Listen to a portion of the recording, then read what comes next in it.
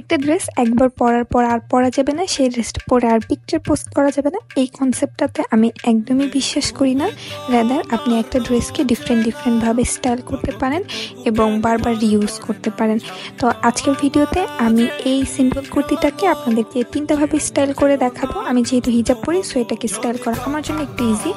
তো ফার্স্টেই আমি একটা পিঙ্ক কালারের হিজাব দিয়ে এটাকে পেয়ার আপ করবো, আর এটার সাথে আমি একটা লেগিংসি পরবো।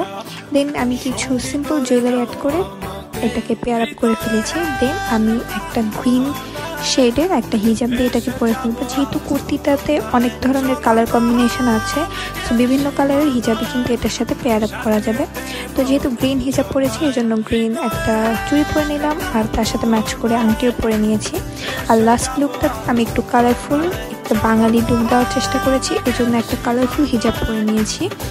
তো আপনারা আমাকে কমেন্ট করে জানান এই ড্রেসটার সাথে আর কোন কালারের হিজাব পরা যায়। আমার এই লুকটার সাথে এই লিপস্টিকটা একদমই যাচ্ছে না, এই জন্য আমি জায়ান অ্যান্ড মাইজার একটা পিঙ্ক কালারের লিপস্টিক দিয়ে দিলাম।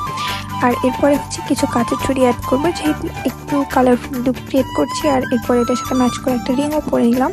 তো এই আমার এই ফাইনাল লুকটা।